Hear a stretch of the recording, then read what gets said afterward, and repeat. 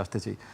নির্বাচন আসলে স্থানীয় সরকার নির্বাচন বা জাতীয় সংসদ নির্বাচন যেটাই বলি না কেন, যেটি আগে হবে সেটি রাজনৈতিক একটি আলোচনার মাধ্যমেই নির্ধারণ হবে হয়তো বা বিতর্ক। আমি বা সাধারণ মানুষ যেটি জানতে চায় যে নির্বাচনই হোক সেই নির্বাচন কি আসলে পক্ষপাত মুক্ত নির্বাচন বা পেশি শক্তি বা কালো টাকার ব্যবহার হবে কিনা বা আচরণবিধিগুলো মানা হবে কিনা বা হলফনামায় যে সম্পদের হিসাব দেওয়া হবে, এগুলো কি সব কাগজে কলমে থাকবে না এগুলোর আসলে কোনো পরিবর্তন আমরা দেখতে পাবো? আসলে এই যে নির্বাচন কিভাবে পরিচালিত হবে এটা সমাজ বিচ্ছিন্ন কোনো ঘটনা না।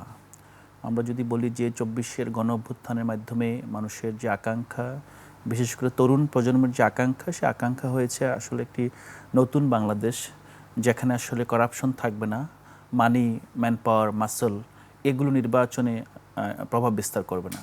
কিন্তু বাস্তবতা আমরা দেখি যে এখনও আমরা যদি এই ভাই একটু আগে কারণ বাজারের কথাই বললো, কারণ বাজারে আমরা জানি যে এখানে ঢাকার সবচেয়ে বড় এখানে কাঁচা বাজার, যেখান থেকে ডিস্ট্রিবিউশন চ্যানেলটা সারা শহরে আসলে বিভিন্ন কাঁচামাল থেকে শুরু করে আপনার বাজার যায়।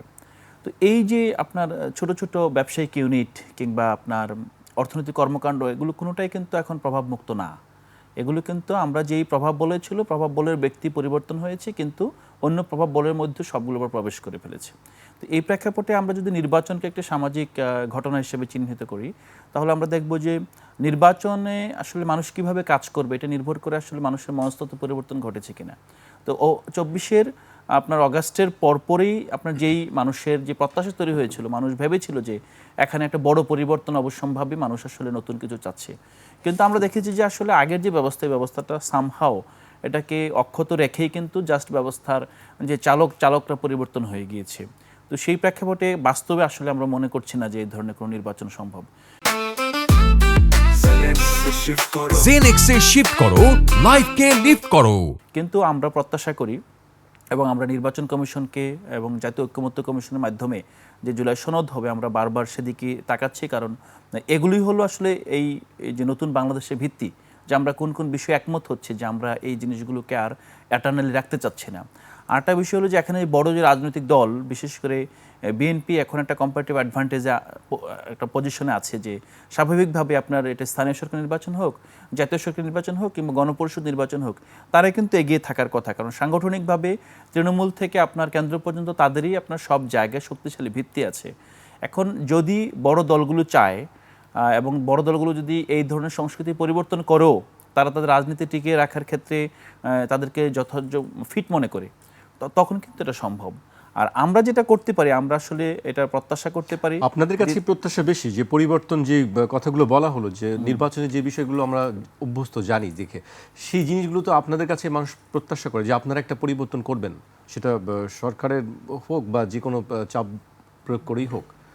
না, আমরা তো একটা বিষয় হলো যে জুলাই গণঅভ্যুত্থানের পরবর্তী রাজনীতির ভিত্তি হলো পরিবর্তন এবং যেই সংস্কার, এই সংস্কারের পক্ষে এবং সংস্কারের জন্যই কিন্তু আমরা রাজনীতির মাঠে এখন পর্যন্ত আছি।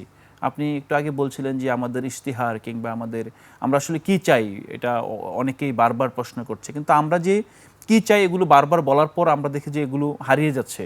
যেমন আমরা আসলে এখানে বড় পরিবর্তন চাই। কোন ধরনের পরিবর্তন? কাঠামোগত পরিবর্তন চাই, মৌলিক সংস্কার চাই। মৌলিক সংস্কারটা কি আসলে?